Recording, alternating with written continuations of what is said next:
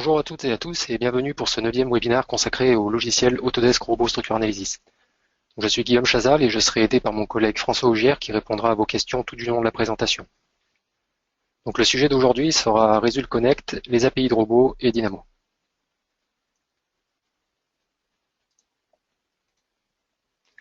Alors tout d'abord, nous souhaiterions vous rappeler que les enregistrements de nos sessions ainsi que les présentations PowerPoint associées sont disponibles en téléchargement sur nos forums, sur notre forum et les liens de téléchargement sont disponibles sur cette diapo. Nos prochaines sessions seront annoncées via des invitations email sur nos forums, blogs et réseaux sociaux.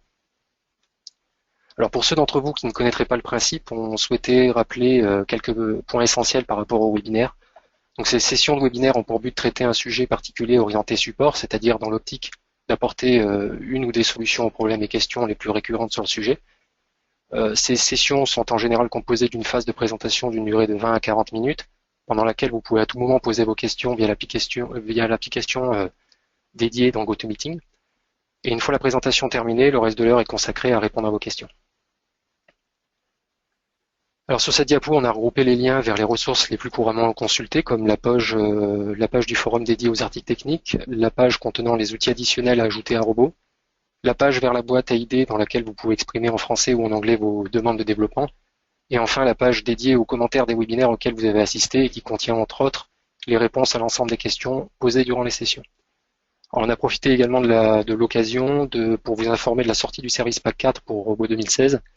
Le lien vers la page contenant le détail des modifications est disponible sur cette diapo. Alors le but de ce webinaire est de vous présenter trois outils qui sont Result Connect, les API de robots et Dynamo. Pour chacun d'entre eux, je vous expliquerai ce à quoi il sert, comment démarrer et comment l'utiliser. Nous verrons également les possibilités offertes par ces trois outils, quelques astuces et nous comparerons la manière de traiter un exemple très simple entre les API classiques donc de robots et Dynamo. Alors, on peut déjà vous annoncer le sujet du prochain webinaire qui sera la liaison entre Autodesk Revit et robots. On va donc commencer par Result Connect. Result Connect est un outil intégré en tant qu'add-on dans Microsoft Excel. Il permet facilement et rapidement d'accéder aux résultats et données d'un fichier robot. Donc l'avantage de cet outil, c'est qu'il ne demande aucune connaissance en termes de langage de programmation. Il est possible de le prendre en main très facilement et assez rapidement. Donc Result Connect est installé par défaut en même temps que Robot 2016. Si vous ne souhaitez pas l'installer, il faudra décocher donc la case à coche correspondante qui est encadrée ici en rouge au moment de la configuration de l'installation de Robot 2016. Donc Result Connect est, comme je le disais, disponible en tant qu'add-on dans Excel et donc vous le trouverez en tant qu'onglet dédié directement dans Excel.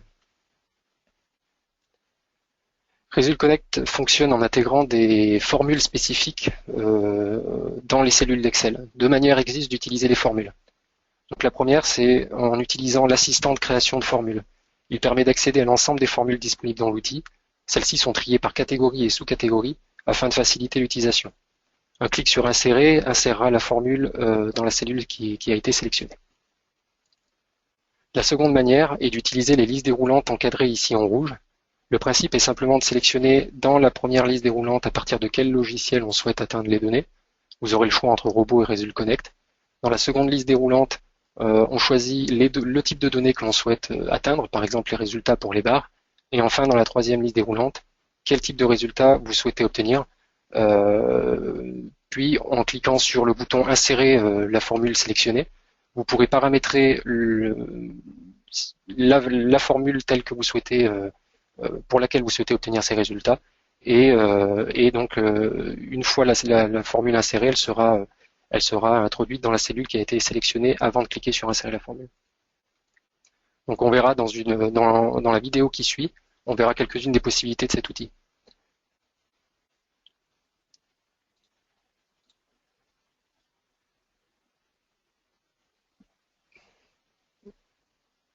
Donc, la vidéo devrait se lancer.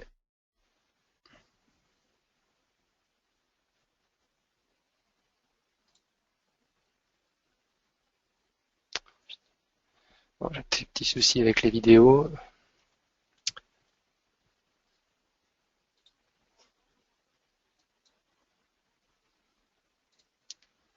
Excusez-moi pour ce décalage.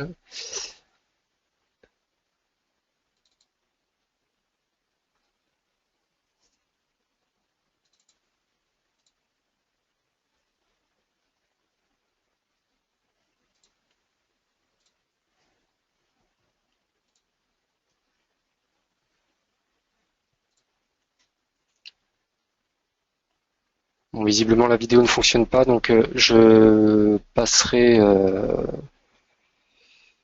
je vais passer directement. Je vous montrerai les possibilités de Result Connect directement dans la démo. Donc une des possibilités, une des fonctionnalités intéressantes pour en utilisant Result Connect, c'est donc l'utilisation des tableaux, donc qui facilite l'accès aux données, notamment pour les objets sélectionnés en fait. Donc je vais vous faire une démonstration rapide de ce qu'il est possible de rapidement obtenir à partir d'un fichier Excel vierge sur un modèle qu'on avait utilisé pour le dimensionnement acier, donc c'était celui-ci. Donc là par exemple on voit qu'on a plusieurs barres de sélectionnés, donc on en a 4. Si je pars de mon fichier Excel vierge, donc je vais à l'onglet Result Connect et en cliquant sur le bouton d'insertion des formules, je vais pouvoir récupérer donc ce que je disais, les barres sélectionnées. Donc par exemple ici ça va être ma colonne barre. Et ici, je vais récupérer l'ensemble des objets qui ont été sélectionnés. Donc les types d'objets qui sont sélectionnés dans Robot, c'est donc des barres. Et je vais demander à Result Connect d'ajuster la sélection des cellules à cette liste de barres qui a été sélectionnée. Donc en cliquant sur Insérer, on se rend compte que Result Connect a automatiquement récupéré les objets qui ont été sélectionnés ici. Ce que je vais pouvoir faire, c'est là pour l'exemple, on va récupérer par exemple les efforts dans les barres. On pourrait imaginer par exemple paramétrer une feuille avec Result Connect de façon à récupérer les efforts internes dans ces barres-là, de manière à calculer l'assemblage, l'intersection de ces 4 barres pour un règlement qui n'existerait pas dans Robot par exemple. Et donc l'idée serait ensuite de faire le post-traitement manuellement dans Excel, simplement en ayant une espèce d'interopérabilité entre Excel et Robot en mettant à jour les données dans la feuille Excel. Donc par exemple là, en supposant qu'on ait besoin de fx, fz et my, je vais aussi avoir besoin du k et mettons le nom du k.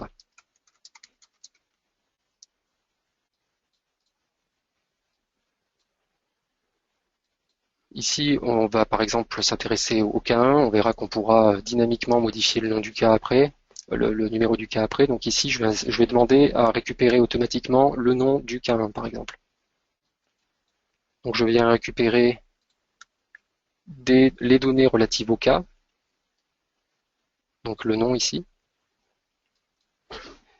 et j'indique que le numéro du K, c'est le numéro qui est indiqué dans cette cellule ici. Et quand j'insère, donc on voit que le numéro du K a bien été récupéré. L'avantage, c'est que si maintenant je veux m'intéresser au K10, on voit que ça se met automatiquement à jour dans la feuille Excel. Donc maintenant, comme je disais, je voulais récupérer également donc les efforts, mettons, pour ces barres sélectionnées dans les directions X, Y et Z. Donc je vais cliquer sur l'assistant de création de formule. Ensuite, je veux récupérer des données donc relatives aux barres, donc les valeurs des forces. Ici, c'est fx. Pour la barre donc 8 par exemple, je valide. Le numéro du K, c'est le numéro du K qui est ici, mais c'est une cellule donc, qui est fixe. Le numéro du K n'est pas censé bouger. Enfin, en tout cas, de position dans la feuille Excel. La composante du cas de charge n'intervient pas ici puisque c'est pour les combinaisons. Je vais récupérer le résultat à l'origine de la barre, par exemple, à une position relative de 0. Et je vais demander une unité fixe en décanewton et je vais ajouter l'unité dans la cellule à côté. Donc quand je clique sur Insérer,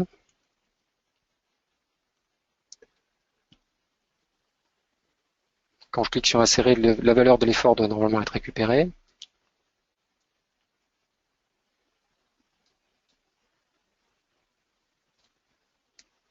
Bon, décidément.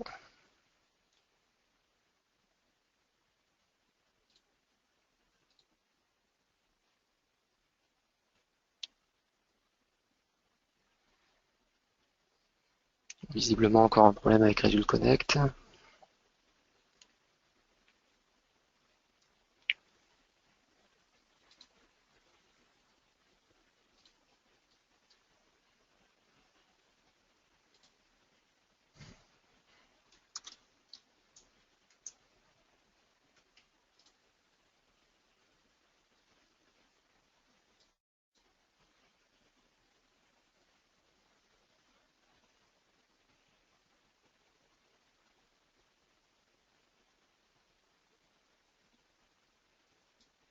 Visiblement, ça n'a pas l'air de vouloir fonctionner, je ne sais pas ce qui se passe.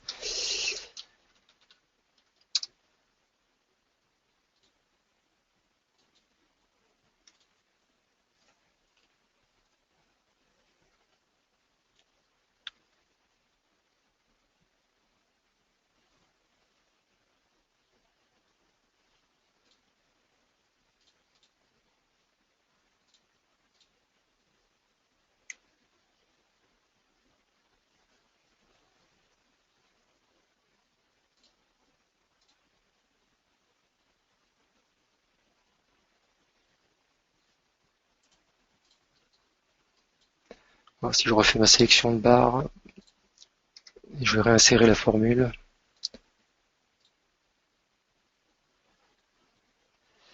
Donc on a dit qu'on voulait des résultats de type force pour les barres, donc c'est les valeurs ici. Okay.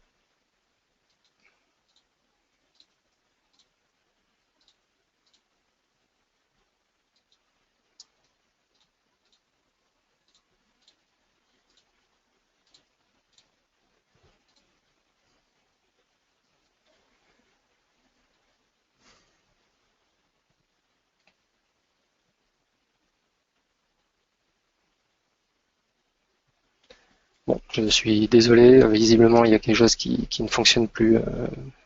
Ça a pourtant marché pendant les tests. Bon, je referai une vidéo propre. L'enregistrement, je referai l'enregistrement et je posterai l'enregistrement du webinaire de façon à pouvoir vous montrer tout ce que j'avais prévu de vous montrer à la base. Je vais continuer la présentation ici.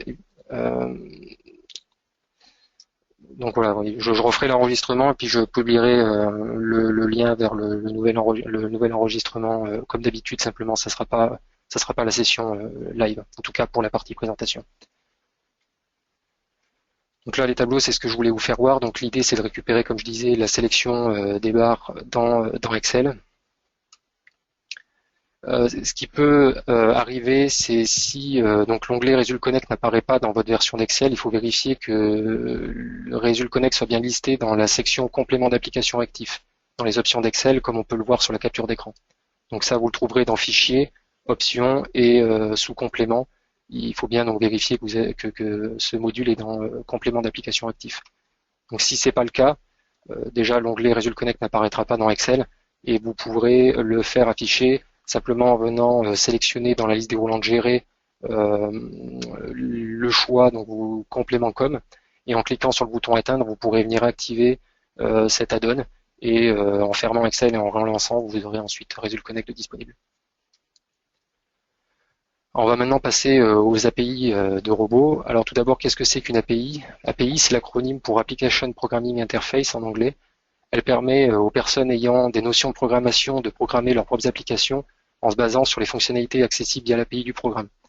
Donc le détail de la mise en œuvre de ces fonctionnalités est masqué afin de faciliter leur intégration dans le programme à développer. Pour imager, l'API fournit des blocs que le programmeur est libre d'utiliser, d'assembler afin de créer sa propre application. Donc le détail du fonctionnement des API de robots est décrit dans les exemples et tutoriaux,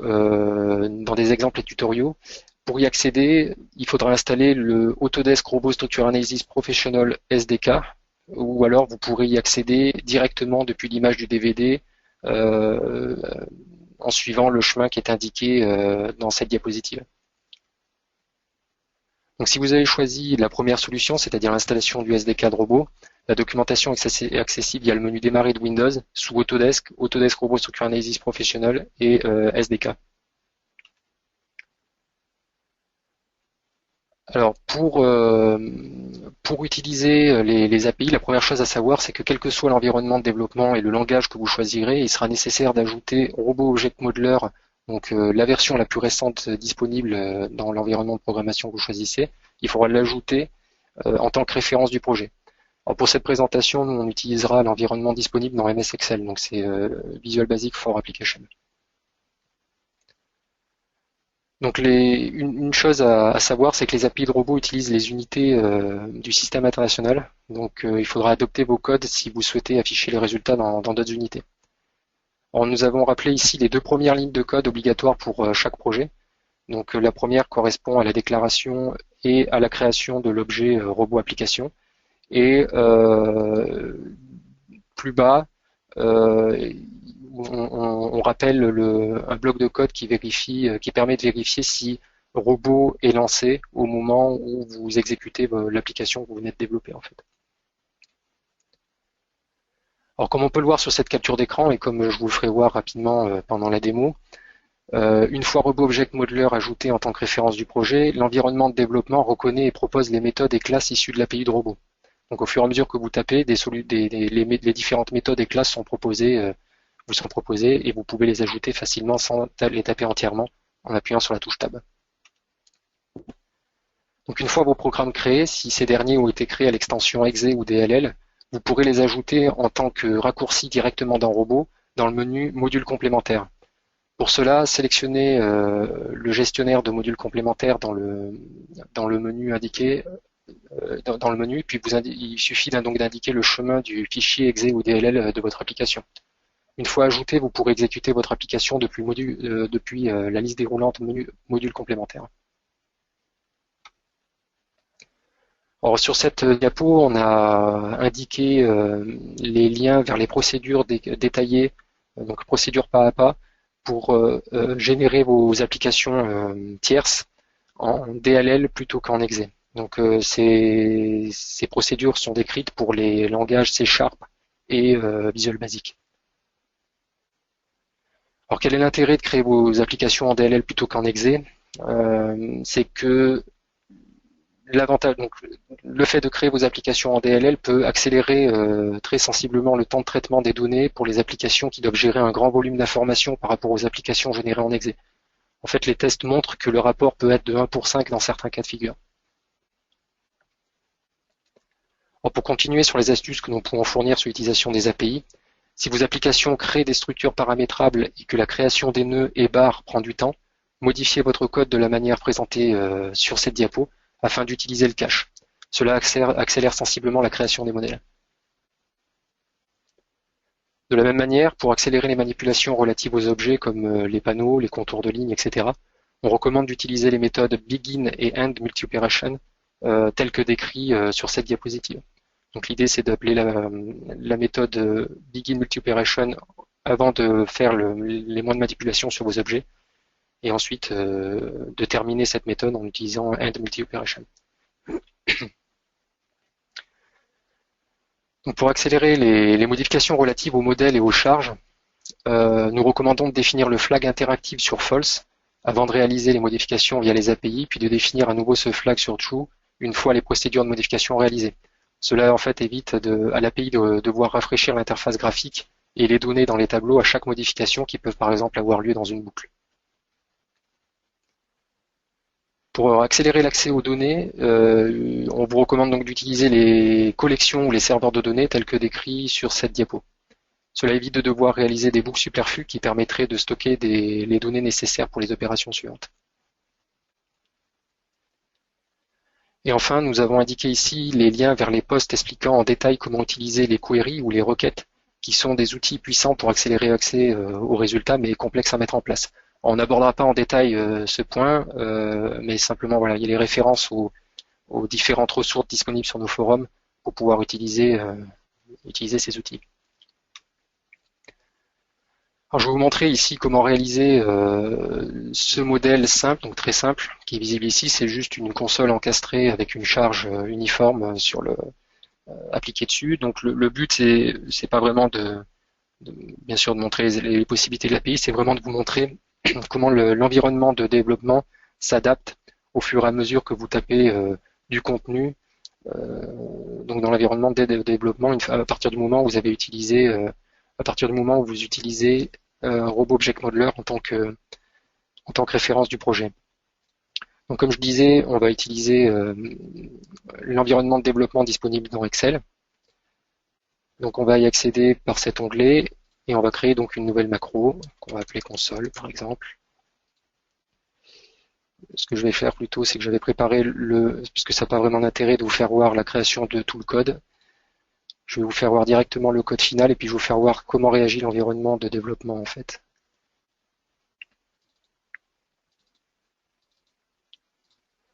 Voilà, donc le fichier c'est celui-ci. Donc le code c'est celui-là. Je vais lancer le portique-plan. Voilà. Donc comme je disais au début, donc on a l'étape obligatoire de la déclaration et de la création de l'objet robot application. Ici simplement un bout de code pour vérifier que le robot est bien lancé avant l'exécution du programme. Et c'est à partir de cet endroit-là que la structure commence à être créée. Donc ici, les lignes de code pour créer les nœuds, création de la barre. On attribue les attributs comme les appuis, enfin l'appui et la section à la barre. Et ici, on va créer le cas simple et ici, on va remplir le tableau de chargement. Donc l'idée, là, c'était simplement de vous montrer, sur cet exemple simple, de quelle manière va réagir l'environnement de développement. Donc ici, si je retape cette ligne-là, donc rebap, on voit que si j'appuie sur le point, robot object modeler étant ajouté en tant que référence du projet, l'environnement va me proposer différentes méthodes et classes que je peux venir sélectionner ici. Donc la prochaine méthode à sélectionner ici va être donc project. Quand j'appuie sur point, de nouveau il me propose des solutions. Donc quand je commence à taper structure, on voit que la liste déroulante se met automatiquement à jour, que je ne suis pas obligé de le taper jusqu'au bout en appuyant sur Tab. Donc ça se remplit tout seul et je peux faire cela jusqu'à la fin de la procédure.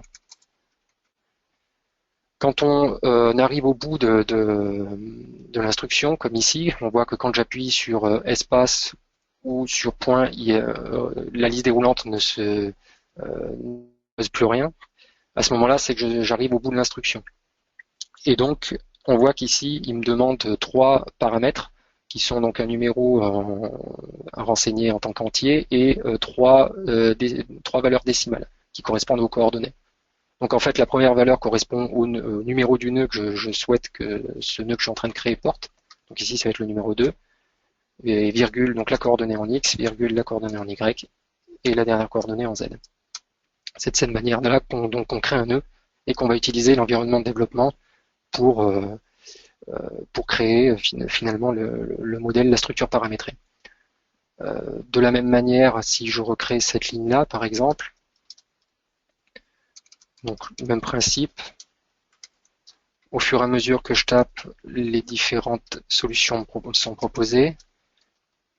Ici, je veux appliquer un attribut à une barre. Donc, je viens sélectionner barre plutôt que nœud par rapport à tout à l'heure, mais il faut que je la sélectionne. Ici, c'est la barre 1 que je veux sélectionner et je vais y attribuer ce qu'on appelle un label. Donc, c'est un attribut, un appui, un numéro de section, un relâchement, ce genre de choses, c'est ce qui est appelé un label. Donc, set label. Et quand j'appuie sur espace, ici, il me propose la liste de tous les labels disponibles en fait via les API. Donc on voit ici les relâchements, les imperfections, ce genre de choses. Et ici, c'est une section que je veux appliquer. Et donc en appuyant sur virgule, on voit qu'il attend une chaîne de caractères.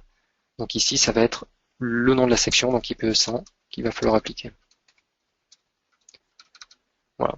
Quand on ne connaît pas, comme par exemple sur cette dernière ligne, ici, celle qui permet de créer la valeur de la charge dans le tableau, quand on ne connaît pas la fin de l'instruction, parce que quelquefois, donc je vais vous faire voir directement en fait la raison, quelquefois les propositions ne sont pas affichées en fait. Donc il y a une raison pour ça. Voilà. Quand je fais espace, ici on voit qu'il attend un entier, donc qui correspond à une idée en fait de type de charge, puisqu'il attend le type de charge et la valeur de la charge. Ici, les types de charge dans l'API sont identifiés par entier. Donc il ne peut pas me proposer une liste en fait. Donc quand je n'ai pas cette liste disponible, il me suffit d'appuyer sur F2 de façon à accéder à l'aide en fait. La librairie sur laquelle je souhaite obtenir de l'aide et faire finalement la recherche des classes et méthodes, c'est Robot Object Modeler. Et je vais pouvoir venir chercher ici des mots-clés. Donc ici, on voit qu'il y a cet acronyme ici qui correspond donc BURV pour Bar Uniform Record Value. Et donc c'est l'acronyme qui sera utilisé, on va dire, pour toutes les méthodes et classes que vous allez pouvoir utiliser, en tout cas pour les charges. C'est de cette façon-là que vous pourrez identifier ce dont vous avez besoin de chercher. Et donc quand je cherche cet acronyme, on voit qu'il qui me propose ici donc le type de charge donc appliqué à une barre de type uniforme et orienté Z. Et donc il me suffit ensuite de copier cette partie-là. Je le colle ici en mettant l'espace et là je renseigne sa valeur. Donc virgule, moins 20 000, donc parce qu'on est en unité internationale, donc dans le système international, donc c'est en newton, et donc j'aurai bien une charge de moins 20 kN. Si j'exécute ce code-là, donc la console est bien créée, et j'ai bien ma charge de moins 20 kN appliquée dans le modèle.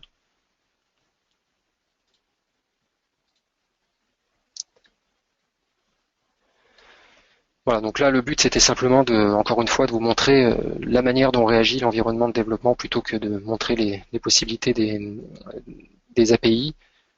Pour se donner une idée un petit peu des possibilités, on a fourni ici les liens vers les pages de nos forums en anglais et français qui contiennent quelques outils qui ont été développés par l'équipe du support en utilisant les API. Donc ça peut à la fois, déjà vous pouvez les utiliser complètement, enfin de façon libre on va dire, et ça permet également d'avoir une idée des possibilités lors d'utilisation des API. Alors on finira la présentation par la présentation de Dynamo. Dynamo qui est un outil qui permet de faciliter l'utilisation des API de façon graphique et interactive. Alors pour commencer, si vous souhaitez l'utiliser, il faudra télécharger et installer donc Dynamo depuis le site dynamobim.com, puis installer le Structural Analysis Package. Donc le Structural Analysis Package, une fois Dynamo installé, donc il faudra aller dans Package, sélectionner le menu rechercher un package et donc il faudra installer le Structural Analysis for Dynamo. Alors pour illustrer la manière dont fonctionne Dynamo, je vais en fait refaire l'exemple que j'ai traité à l'instant via les API en fait pour pouvoir comparer un peu la manière dont fonctionne Dynamo par rapport aux API. Donc pour pouvoir l'utiliser, je vais d'abord faire mes robots et je vais relancer robot et je lancerai ensuite Dynamo.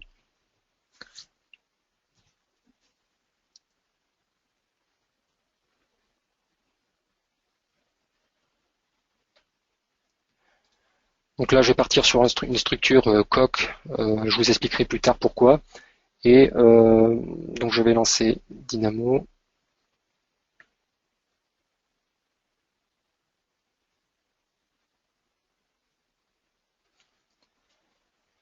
Voilà, donc je vais partir sur un nouveau projet et voilà donc l'interface de Dynamo. Donc on retrouve ici les différentes bibliothèques qui sont disponibles et la bibliothèque relative au package Structural Analysis se trouve en fait sous analyse en fait. Donc Dynamo, comment ça fonctionne? C'est on va insérer ce qu'on appelle des nœuds. Donc par exemple, pour créer donc ma barre, je vais avoir besoin de créer des nœuds et ensuite la barre entre les deux nœuds. Et pour créer ce nœud-là, je vais avoir besoin du nœud, par exemple, node by point. Donc l'idée, ça va être d'utiliser ce nœud-là en y intégrant des coordonnées et de relier. Donc ça va me créer un nœud appelé un nœud analytique. Et ce nœud analytique va servir de nœud d'origine et de nœud extrémité pour ma barre. Donc ici, je vais créer ma première coordonnée.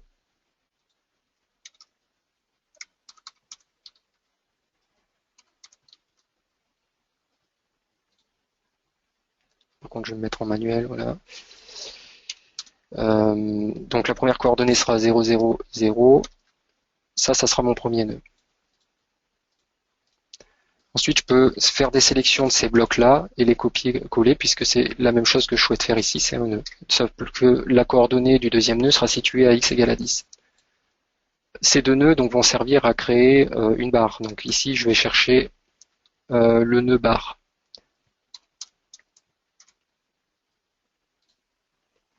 Et on voit qu'il suffit donc de relier le nœud d'origine qui va être donc celui-ci et le nœud d'extrémité ici.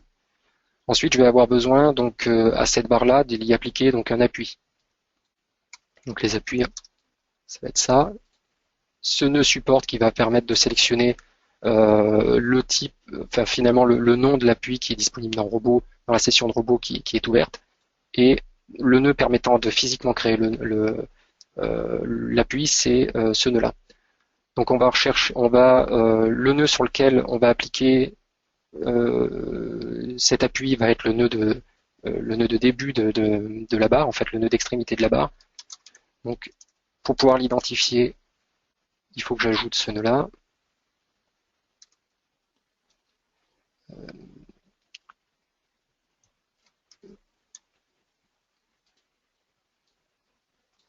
Donc ce nœud-là permet d'identifier donc le nœud d'origine de la barre que je suis en train de créer. Sauf que voilà.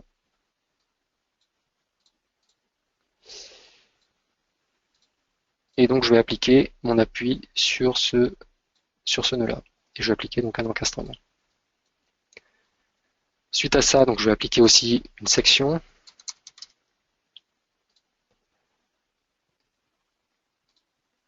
Donc j'ai besoin de ce nœud-là. Donc les sections que je vais appliquer, par exemple, c'est type E100, celui qui est disponible dans mon projet. Cette section, je vais l'appliquer donc toujours à la barre analytique qui a été créée au début. Et donc le nom de la section, c'est celui-là. Et enfin, donc il me suffira de créer les charges. La charge, du coup.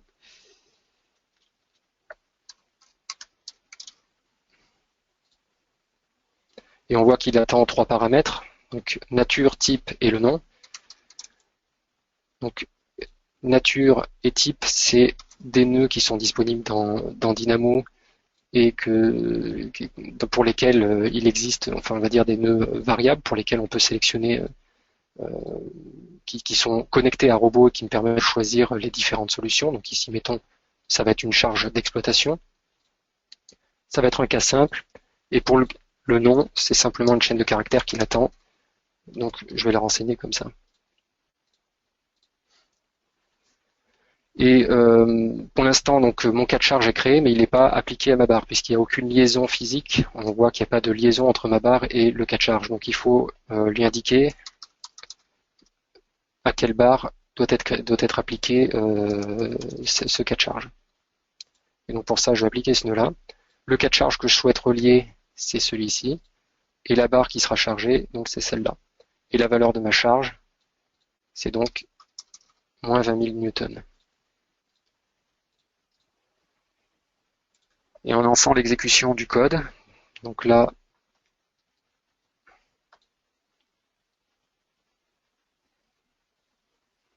visiblement encore un problème avec durant la présentation que j'ai pas eu pendant la préparation. Alors je vais recharger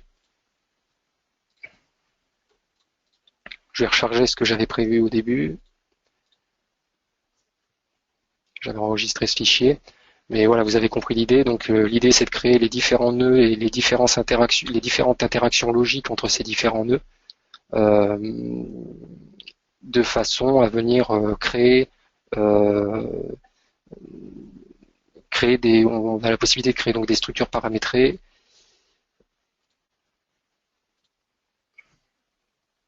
Donc,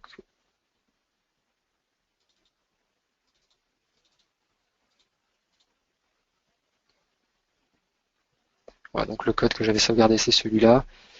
Et quand on exécute, donc de l'autre côté, voilà, donc on a bien, comme pour les API, donc je ne sais pas ce qui s'est passé suite à la création pendant la démo, mais avec le fichier enregistré, là ça fonctionne. On a bien, donc on retrouve bien le résultat qu'on avait espéré avec ce code-là.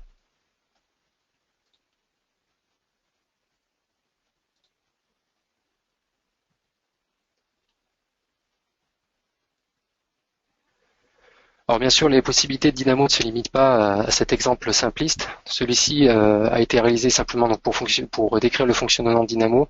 Et à partir de cette diapo, on verra quelques-unes des possibilités offertes par Dynamo. Donc là, j'espère que la vidéo va fonctionner pas comme tout à l'heure.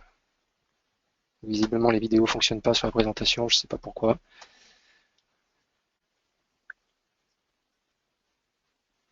Ouais. À ce moment-là, on a une présentation de. Alors François, elle fonctionne toi chez toi les vidéos? Donc on va passer la main donc sur l'écran de François et puis je commenterai les vidéos.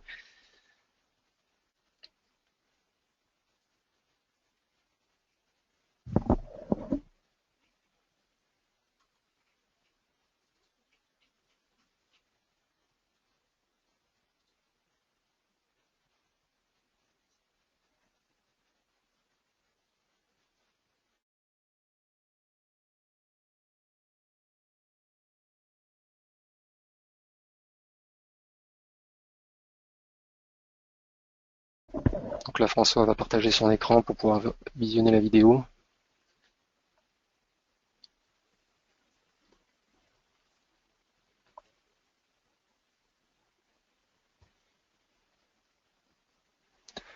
Voilà, donc là maintenant vous voyez l'écran de François, donc il va lancer la vidéo.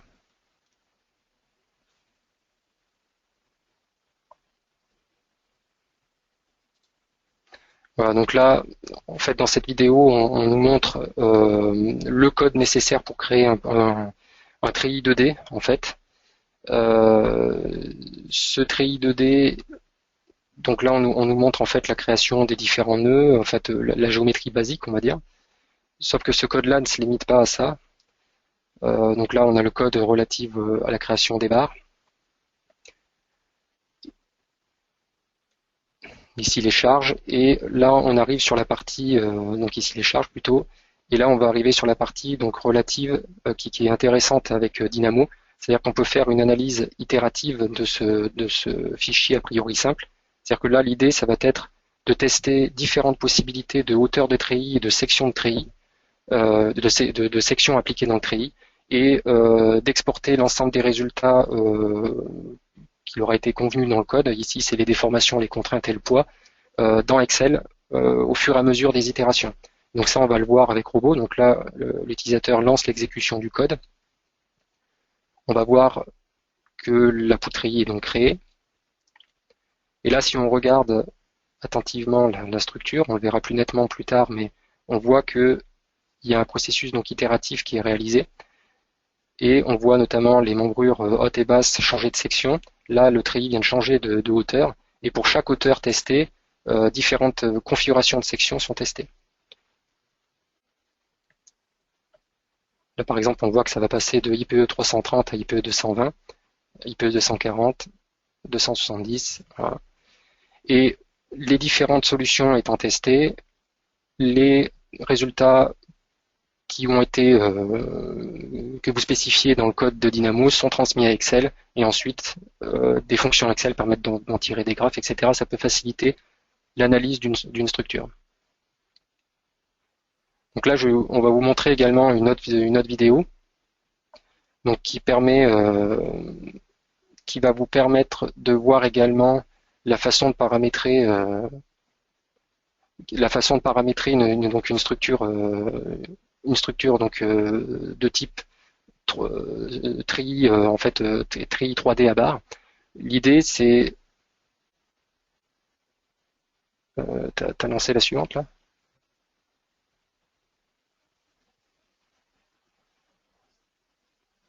Non, c'est l'autre qu'il faut lancer. Celle-là. Voilà, donc sur ce type de structure là, donc aux formes a priori plutôt complexes. L'idée donc là va être de voir l'influence que va avoir les différents paramètres qu'on va modifier directement dans Dynamo. Donc ici c'est le code qui permet de générer donc la géométrie basique de la structure, et on voit que différentes variables sont associées par exemple au nombre de discrétisation de l'arc, et on voit que en direct, de façon dynamique, en fonction de la valeur qu'on introduit pour la discrétisation de l'arc, on voit directement les modifications apparaître dans Robot. Pareil ici pour le nombre de treillis sur la profondeur du bâtiment. On va voir également l'influence de la largeur du paramètre gérant la largeur des différents treillis.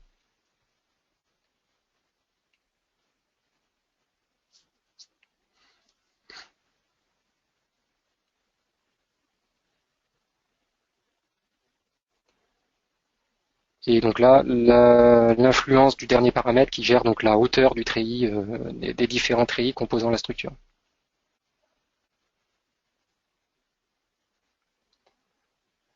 Ok, donc là je vais reprendre la main, il n'y a plus de vidéo.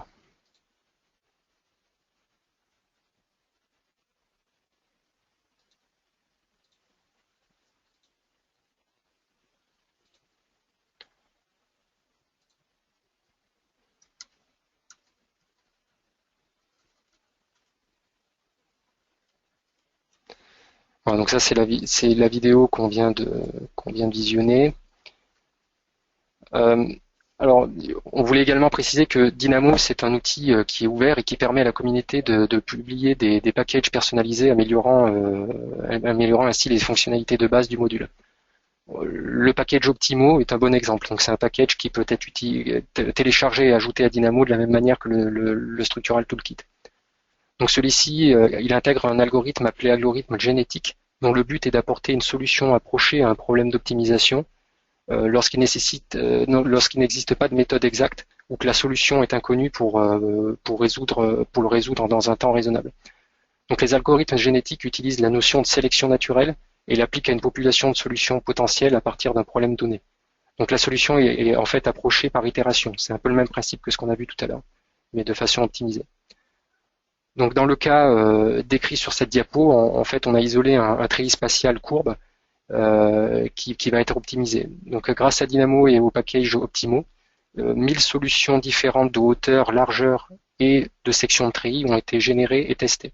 Et les résultats sont retransmis à Excel et tracés sur un diagramme facilitant ainsi le choix de la configuration optimale. Alors, je vous ai mis ici un lien vers une vidéo supplémentaire si ça vous intéresse, qui permet également de voir d'autres possibilités de Dynamo. Alors quelques points par rapport à Dynamo. Donc Dynamo a été conçu pour facilement définir donc les structures paramétriques. Il permet également de faciliter l'application des charges et l'analyse des modèles. Il n'est pas possible de récupérer par contre des résultats depuis robot vers Dynamo. Donc l'interaction se fait toujours de Dynamo vers robot. Dynamo utilise un système de coordonnées 3D et n'est pas compatible avec un système de coordonnées 2D. C'est pour cette raison que tout à l'heure je suis parti sur un type de structure coq. Pour que l'interaction Dynamo-robot fonctionne correctement, il faudra soit utiliser un type de structure, donc portique spatial, coq ou étude d'un bâtiment. Et le dernier point, donc, c'est que si vous souhaitez obtenir la prévisualisation de la structure que vous êtes en train de créer par le code Dynamo, on va dire, si vous souhaitez le voir directement dans Dynamo, dans l'interface graphique de Dynamo, il faut utiliser les nœuds byPoint et pas par byCoordinate. Sinon, pour robot, ça change rien, c'est-à-dire que la structure sera bien créée dans le robot. Par contre, elle ne sera pas prévisualisable dans Dynamo. On a ici indiqué le lien vers le site général de Dynamo ainsi que le chemin d'accès aux exemples robots qui sont traités dans Dynamo. Donc ces fichiers exemples, ils sont disponibles après l'installation du Structural Analysis Package. Et donc vous les trouverez en suivant le chemin indiqué sur cette diapo. Bon, à partir de maintenant, on va tenter de répondre à vos questions. Alors encore une fois, désolé pour cette présentation un peu chaotique, je ne sais pas ce qui s'est passé. Je vais faire le nécessaire pour que la présentation concernant Result Connect et également Dynamo soit publiée de façon un peu plus propre. Et donc maintenant, je ne sais pas s'il y a eu des questions pendant la session, je tenterai d'y répondre. Quelques-unes, pas énormément. Est-ce que Result Connect fonctionne sur Excel 2013? Oui, ça fonctionne, toute version. Ouais. Voilà. Et une autre question y a-t-il un intérêt particulier à utiliser Dynamo plutôt que du code VBA dans Excel? Disons que je dirais que c'est une question de choix. Moi, personnellement, je préfère à la limite utiliser l'API classique pour des raisons, purement de choix. Après, je sais que certains préfèrent Dynamo dans le sens où c'est plus interactif, dynamique que peut l'être les API. C'est-à-dire que quand vous paramétrez une structure paramétrique dans les API, vous n'avez pas directement la visualisation de l'influence des paramètres que vous allez renseigner dans chose que vous pouvez avoir dans Dynamo. C'est-à-dire que je fais varier une variable directement dans Dynamo, je vais directement avoir l'influence que ça va avoir sur ma structure paramétrique dans Robot. Donc c'est un plus. Après ça reste un choix. Disons que les deux peuvent potentiellement conduire aux mêmes choses. Donc une autre question. Où sera publiée la présentation? Donc toujours sur notre chaîne YouTube. Dont On a mis le lien au début de cette présentation, et aussi donc via le forum français de robots, sur la page feedback sur les webinaires, où il y aura tous les liens à la fois sur la présentation PowerPoint utilisée, et puis aussi vers la vidéo, enfin l'enregistrement de la session qui sera sur notre chaîne YouTube. Donc là, comme je disais, exceptionnellement, il y aura probablement d'autres vidéos publiées sur le forum sur le même sujet pour rattraper la présentation Result Connect et la partie Dynamo qui n'a pas fonctionné aussi. Une autre question, est-ce que propose Autodesk propose des formations sur les sujets abordés aujourd'hui? Sur ce genre de choses, il y a effectivement des programmes de formation qui peuvent être proposés. Je vous invite à contacter directement en fait vos revendeurs pour pouvoir planifier ce genre de formation directement, soit avec le revendeur, puisque certains revendeurs sont capables de fournir ce type de formation, soit à ce moment-là, si votre revendeur n'en est pas capable, à ce moment qu'il missionne quelqu'un de chez Autodesk pour faire ce type de formation, mais effectivement les programmes de formation existent. D'autres questions sur Result Connect. Alors comme on n'a pas pu montrer, peut-être je peux montrer la vidéo qu'on avait prévu de montrer pour le fonctionnement de Ouais, Result Connect déjà. Alors.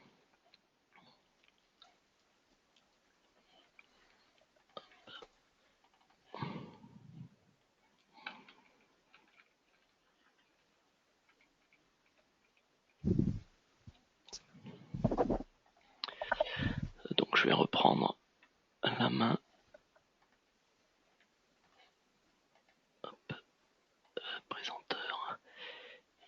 Et je vais montrer mon écran. Hop.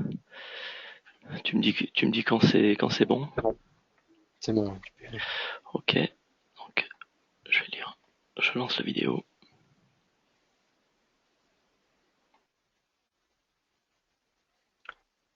Donc la question était relative un peu aux possibilités de Result Connect, j'imagine. Donc là, on va le voir donc dans la vidéo. Elle doit être en pause là, je pense. Ok, voilà. Donc là, on va le voir. Donc sur la partie de droite, on a la structure donc robot sur lequel est sélectionné un nœud au hasard. Donc là, c'est le nœud 1. Euh, on a repéré ici donc les coordonnées et on va montrer comment finalement récupérer les coordonnées de ce nœud 1 dans un premier temps. Et ensuite, on va pouvoir voir que on va pouvoir étendre l'utilisation de cette formule à l'ensemble du tableau de façon à récupérer les coordonnées des nœuds de l'ensemble des nœuds qui sont listés dans la colonne A. Donc là, voilà, la formule a été récupérée. On voit qu'elle est adaptative comme n'importe quelle formule Excel pour lesquelles vous adaptez habituellement en utilisant Excel. Et voilà, quand on l'étire dans le tableau, on récupère les différentes données et elles sont mises à jour automatiquement en fonction donc des données présentes dans le robot. Ensuite, dans la démo, on va récupérer également, donc comme j'ai tenté de le faire tout à l'heure, les noms des cas correspondant au numéro des cas qui sont listés dans la colonne N. Donc on voit que ça se fait également très facilement, simplement en insérant la première formule dans la première cellule et en étirant ensuite cette formule-là dans le reste du tableau. Et donc là, la dernière chose qui est montrée, c'est la récupération des réactions FZ sur les différents nœuds qui sont listés dans la colonne A pour l'ensemble des cas qui sont listés sur la ligne 3.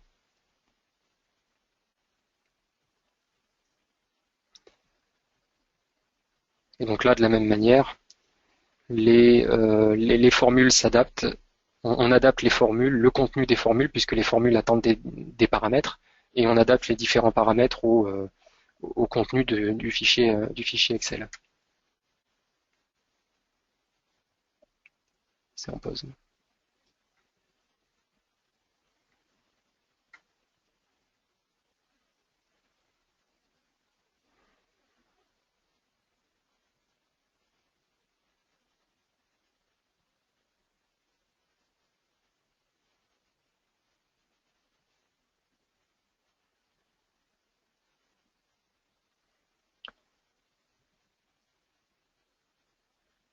Donc l'idée aussi d'utiliser le Result Connect, puisque quelquefois on a la question aussi sur quel est l'intérêt d'utiliser Result Connect plutôt que de faire des copier-coller ou des exports en CSV. Eh bien l'intérêt c'est que une fois votre fichier Excel paramétré avec Result Connect, on pourrait imaginer que vous ayez préparé tout un post-traitement qui est valable pour un fichier, mais qui pourrait rester valable pour d'autres fichiers. Ce fichier Excel que vous avez paramétré avec Result Connect pourra être réutilisé pour tous vos fichiers futurs et vous n'aurez pas besoin de refaire cette manipulation de copier-coller d'export en CSV et de potentiellement devoir formater à nouveau votre fichier Excel en fonction des données que vous récupérez. Là, ça sera fait semi-automatiquement, on va dire.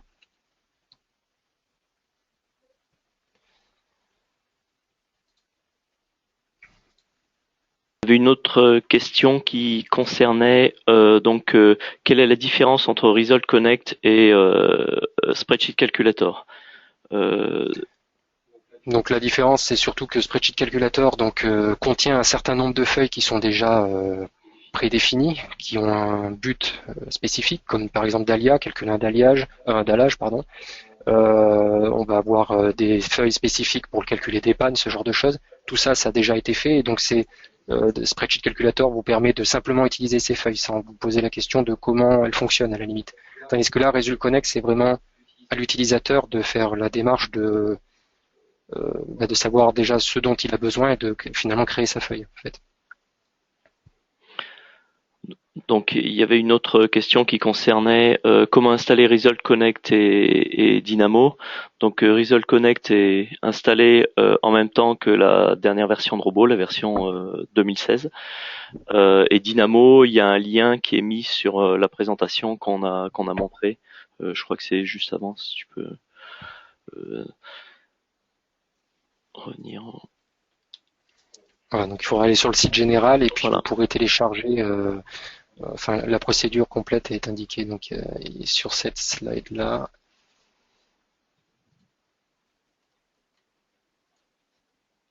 Voilà. Donc à partir de Dynamo, à partir du site dynamobim.com, rubrique download, vous pourrez télécharger donc Dynamo. Et ensuite, depuis Dynamo, il faudra télécharger le package Structure Analysis for Dynamo, si vous souhaitez l'utiliser avec Robot, bien sûr. Parce que vous pouvez également utiliser Dynamo avec Revit.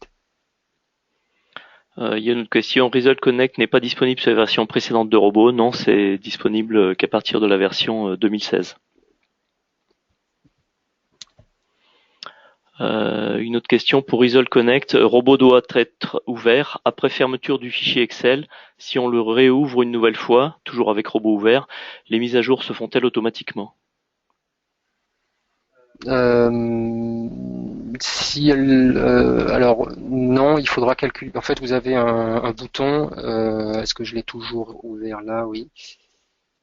Voilà, si je retourne dans Result Connect, vous avez ce bouton-là. Alors moi, j'ai une version anglaise d'Excel. Vous l'aurez en français. En français, c'est probablement calculer tout.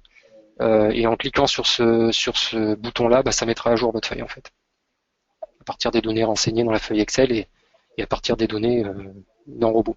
Et en supposant que vous ayez inséré des données, comme je l'ai montré, comme j'ai tenté de le montrer plutôt tout à l'heure avec l'ajout des tableaux, c'est-à-dire qui permettait de récupérer des données uniquement pour les objets sélectionnés. À ce moment-là, il faut bien penser aussi à faire la sélection dans Robot pour qu'il récupère ce qui est sélectionné dans Robot. Mais voilà, pour mettre à jour la feuille, on clique sur ce bouton-là.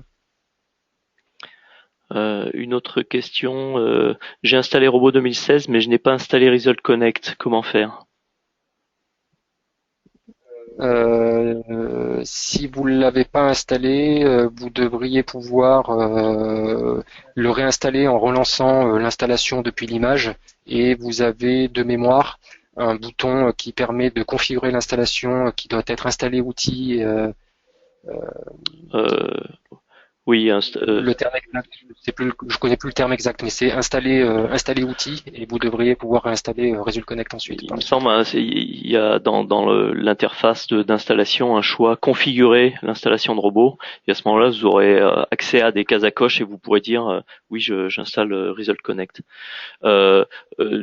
Si c'est une version de robot que vous avez téléchargée, normalement vous avez sur votre disque dur un répertoire c'est Autodesk dans lequel sur votre disque C, il y a un répertoire Autodesk dans lequel il y aura un sous-répertoire Robot Structural Analysis 2016 et à l'intérieur duquel il y a un setup.exe. Donc pour relancer l'installation, vous double-cliquez sur ce setup.exe et vous retombez sur l'interface d'installation où vous pourrez aller dire je veux configurer l'installation de robot et vous pourrez cocher à ce moment-là installation de Result Connect.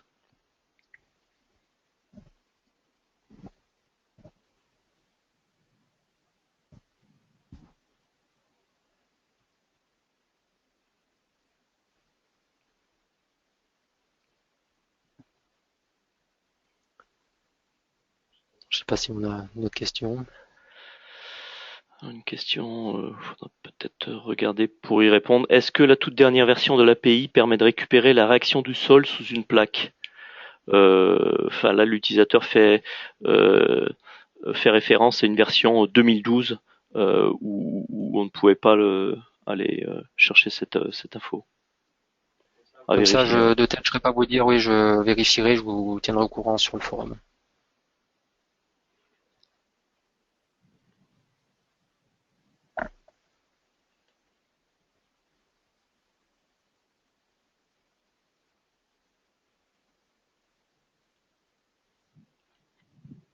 A priori, question pour l'instant. Si on en a loupé, donc on y répondra. De toute façon, on répondra à l'ensemble des questions qui ont pu être posées donc sur le forum.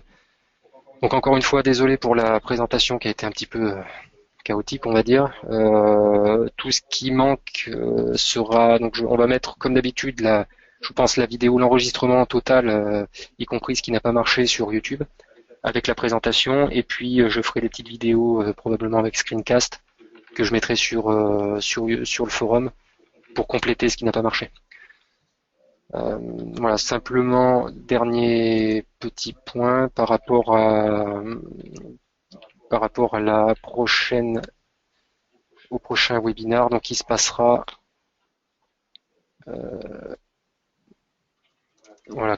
donc le 14 janvier 2016. Donc il sera consacré donc au lien au Revit Robot. Voilà, donc je vous remercie pour votre participation à ce webinaire et je vous souhaite une bonne fin d'après-midi. Bonjour à toutes et à tous. Donc cette vidéo, c'est une vidéo de complément par rapport au webinaire numéro 9 pour laquelle donc le webinaire numéro 9 consacré à Result Connect, Dynamo et les API de robots, pour laquelle on a eu quelques soucis, notamment pendant la démonstration sur Result Connect et Dynamo. Encore une fois, je m'en excuse. Donc là, on va repartir sur la démonstration de Result Connect. L'idée, c'était de vous montrer donc l'utilisation des tableaux dans Result Connect de façon à récupérer les données pour les objets sélectionnés. Donc là, par exemple, je vais créer un fichier. Mettons que on voit là dans Robot que 4 barres ont été sélectionnées ici. Admettons que le but soit de créer une feuille Excel qui ferait du post-traitement de façon à calculer les assemblages dans un règlement qui n'existerait pas dans Robot, et donc j'aurais besoin de récupérer mes efforts aux extrémités des barres pour ces barres-ci. Donc là je vais avoir besoin donc de lister les barres dans cette colonne. Mettons le Fx ici, Fz et le moment de flexion. Alors je vais décaler les en-têtes parce que je vais y ajouter les unités également. Et ce que je vais récupérer aussi, c'est le numéro du cas et son nom.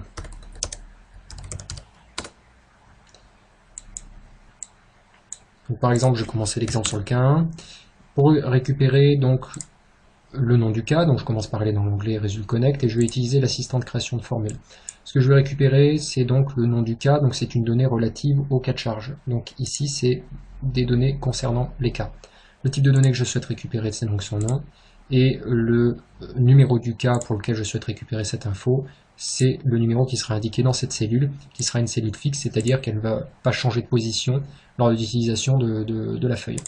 Quand je valide, que j'insère cette formule, on voit qu'il récupère bien le nom du cas qui est indiqué ici également dans Robot. L'avantage, c'est que si j'inscris un numéro de cas de charge au hasard, par exemple le 12 au hasard, on voit que le nom du cas de charge s'est mis automatiquement à jour et qui correspond bien à ce qui est inscrit dans Robot. Donc maintenant, je vais utiliser, comme je disais, les tableaux de façon à récupérer les données pour les objets sélectionnés. Donc ça, je vais le retrouver dans la catégorie sélection et tableau pour les objets sélectionnés. Les objets sélectionnés, dans mon cas, c'est des barres. Et je vais cocher cette case à coche de façon à ce que Excel, plutôt Review Connect, adapte automatiquement le nombre de cellules qui vont être enseignées en fonction du nombre de barres sélectionnées dans le robot. Et quand j'insère, donc on voit que j'ai bien 4 barres sélectionnées dans le robot, j'ai 4 barres récupérées et les numéros correspondent. Ici, je vais récupérer les efforts dans les directions X, Z, donc en FX, FZ et le moment de flexion. Donc pour le faire, je vais utiliser, plutôt que d'utiliser l'assistant de création pour vous faire voir la façon alternative, je vais utiliser les listes déroulantes ici. Donc les résultats, je souhaite les obtenir depuis le robot. Le type de résultat que je souhaite obtenir, c'est des résultats pour les barres. Et le type de résultat que je souhaite avoir, c'est les valeurs des forces. Une fois que j'ai sélectionné tout ça, je clique sur Insérer. Le type de données que je souhaite récupérer, c'est bien du FX. Pour quelle barre? Pour la barre listée dans ces cellules-là. Le numéro du cas, c'est le numéro du cas qui est indiqué ici et sa position sera fixe tout du long de l'utilisation de la feuille. Le numéro de la composante n'intervient pas ici puisque je ne traite que les cas simples pour l'exemple. La position, ce sera la position relative égale à 0. Et je vais récupérer les données en décalnewton. Et je veux que Result Connect m'affiche automatiquement l'unité à côté des données importées. Quand je clique sur Appliquer, il me récupère bien la valeur de l'effort normal. Et quand je copie les valeurs sur les cellules dessous, on voit qu'il me récupère bien également les données. Et à partir de là, ces formules-là s'utilisent comme n'importe quelle autre formule Excel, c'est-à-dire que si je les sélectionne, je les copie et que je les colle dans la colonne qui correspond à FZ, j'ai plus qu'à adapter ma formule pour lui dire attention, ici c'est plus du FX que je veux mais c'est du FZ, et la valeur va se mettre automatiquement à jour, j'ai plus qu'à le décaler. Ici c'est toujours des décalnewtons, donc je peux continuer à remplir mon tableau, et de la même manière je vais pouvoir utiliser à nouveau cette formule là pour renseigner les valeurs concernant le moment de flexion, simplement en mettant à jour ce paramètre là. Alors comme je disais précédemment, l'avantage, quelquefois la question qui nous est posée, c'est quel est l'avantage par rapport au copier-coller. Mais l'avantage c'est que on va avoir un tableau qui va être dynamique, c'est-à-dire que là j'ai les résultats pour le K12, si je les veux pour le K1, il me suffit de rentrer 1 et mes valeurs sont mises automatiquement à jour. Alors on peut contrôler que les résultats correspondent, c'est-à-dire que si je vais, donc je vais récupérer cette sélection là, si je vais dans résultats effort par exemple, pour le K, donc on a dit 1, pour la barre 8, on a 32 202 en effort axial, c'est bien le cas. On a un moment de flexion qui est nul et un effort tranchant de 150 décanewtons, c'est le cas. Pour la barre 9, par exemple, qui est la seule à avoir un moment de flexion non nul, on a 936 en moment de flexion, c'est le cas. 30 987 en effort, 30 936, pardon, donc décanewtons en effort normal, c'est le cas également. Donc on voit bien que les données sont récupérées et mises à jour automatiquement. Si je passe à un autre cas, ici K5, on peut contrôler. Les efforts se mettent bien automatiquement à jour et ils correspondent. Donc là on peut imaginer que derrière vous avez fait tout un post-traitement qui permet de calculer par exemple l'assemblage à l'intersection de ces 4 barres, et au fur et à mesure que vous changez le numéro du cas ici, eh bien les résultats de votre post-traitement vont se mettre également à jour.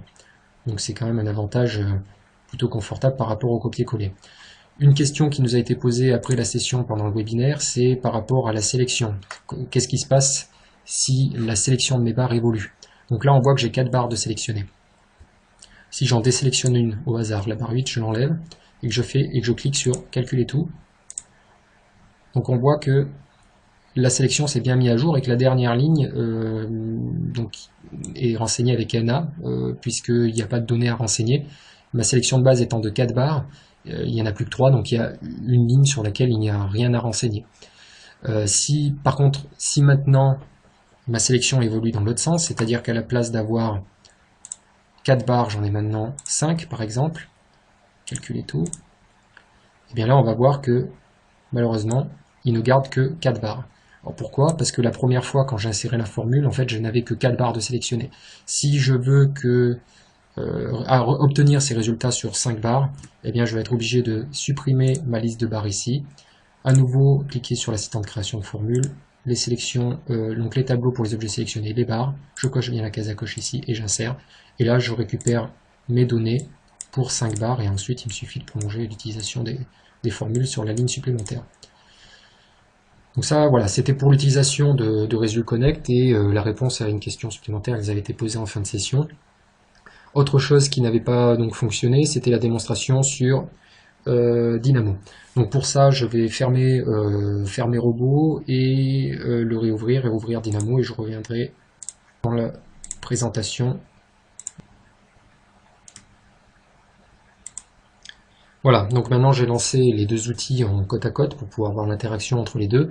La particularité là sur cette vidéo additionnelle, c'est donc que je vais créer le modèle donc de console qui nous a servi de modèle de base pour expliquer un petit peu la différence entre les API classiques et Dynamo. Ici je vais le créer en utilisant les nœuds Dynamo qui s'appellent Point by Coordinate de façon à pouvoir avoir une console qui soit paramétrique sur sa longueur, chose que je ne peux pas faire avec le nœud ByPoint. L'avantage du nœud ByPoint pour créer des nœuds analytiques, c'est qu'on va pouvoir les prévisualiser dans Dynamo, chose qu'on ne peut pas faire avec les nœuds ByCoordinate, mais l'avantage des nœuds ByCoordinate, c'est qu'on va pouvoir faire varier facilement les coordonnées de ces nœuds. Donc je vais partir sur un nouveau fichier Dynamo. La première chose que je vous recommande de faire, c'est de désactiver dans un premier temps, tant que le code n'est pas terminé, la mise à jour automatique du modèle robot. Et je vais pouvoir commencer à créer mes différents nœuds. Donc le premier nœud que je vais avoir besoin, c'est pour créer donc des nœuds analytiques dans robot. Donc je vais les créer, comme je disais, by coordinate. Mon premier nœud d'origine, il va être situé à la coordonnée 0, 0, 0. Donc ici, j'entre la valeur de 0 que je vais relier aux différentes coordonnées ici. J'ai besoin de deux nœuds, c'est comme j'ai qu'une barre, et donc je copie-colle ce bloc là.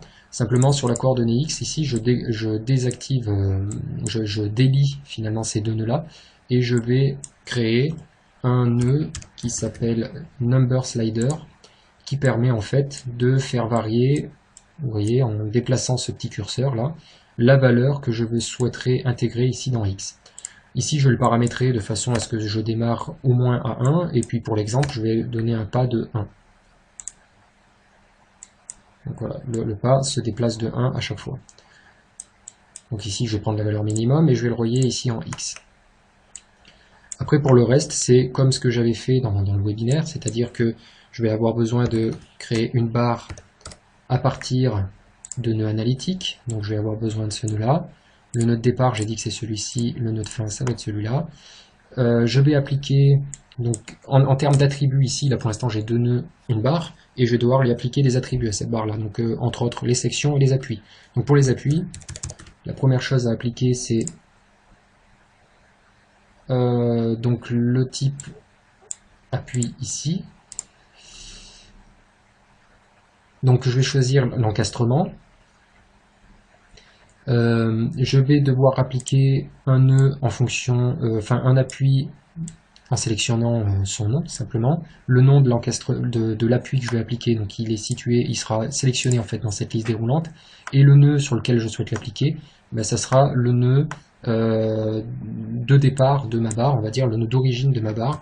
Et donc pour ça, il faut que je l'identifie, pour que Dynamo l'identifie automatiquement. Donc j'insère ce nœud là. La barre pour laquelle le nœud doit être identifié, c'est cette barre là, et le nœud qui est ensuite identifié, sur celui-ci je vais lui appliquer mon appui.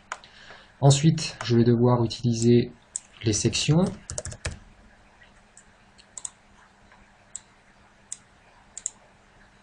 ici IPE100, et je vais y appliquer. Donc il va falloir appliquer la section à cette barre analytique et on voit qu'il attend deux paramètres, le nom de la section, donc c'est ce que je sélectionne dans cette boîte de dialogue section, et le numéro de la barre analytique, donc ça sera cette barre là. Donc ici j'ai créé jusqu'à maintenant deux nœuds, une barre appuyée sur une de ses extrémités et sur lequel j'ai appliqué une section IPE100. Maintenant il faut créer donc le cas de charge. Pour créer le cas de charge, je vais avoir besoin du nœud qui s'appelle voilà, by nature and type, qui attend 3 paramètres, nature, type et un nom. Donc j'ai besoin du nœud nature, du nœud type, je vais déplacer ici, je zoomerai ensuite, et le nom du cas, c'est simplement une chaîne de caractères, donc je peux simplement double-cliquer pour ajouter un code bloc et indiquer le nom du cas, le type et la nature. Voilà.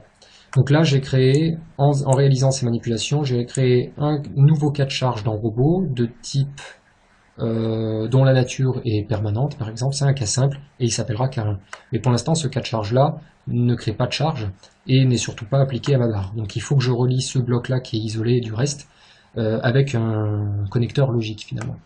Donc déjà, il faut que j'indique à Dynamo que la charge que je souhaite appliquer, c'est une charge uniforme. Donc pour ça, il y a un nœud qui s'appelle uniform load by bar. Et on voit qu'il attend tous ces paramètres-là. Donc qu'est-ce qu'il a besoin? C'est quelle est la barre analytique qui va être chargée? C'est celle-ci. Quel est le cas de charge que je vais utiliser? C'est celui-là. Et la valeur de la charge à renseigner en FZ, ça va être moins 20 000 newtons. Voilà. Donc si je remets robot ici et que j'exécute le code, l'exécution du code est terminée. Et si je rentre, je regarde ce qui s'est passé dans le robot, donc je vois que ma charge a bien été créée, ainsi que ma barre. Si je regarde ce qui se passe ici, vous voyez dans l'angle inférieur droit, je vais voir la longueur de la barre en passant mon curseur dessus, et je vois qu'elle fait bien 1 mètre. Si maintenant je passe ici en automatique, et que je déplace ici le number slider, je vois qu'automatiquement ma barre, la longueur de ma barre est mise à jour, que je la réduise ou que je l'augmente ou que je la réduise. Voilà, maintenant elle fait plus de 12 mètres. On pourrait imaginer paramétrer tout un tas d'autres, ou rendre variable tout un tas d'autres paramètres. On pourrait très bien utiliser ce type de nœud là pour faire varier, par exemple, je sais pas, la valeur de la charge, ou tout un tas d'autres paramètres sur ce type de structure ou tant d'autres. Voilà, donc j'espère que cette vidéo complémentaire répondra à la fois aux questions et puis complétera le webinaire pour lequel on a eu quelques soucis techniques. Je vous remercie encore à nouveau pour votre participation à ces différentes sessions de webinaire. Nous espérons vous compter nombreux encore pour la suite. Voilà, encore merci pour votre participation et votre attention.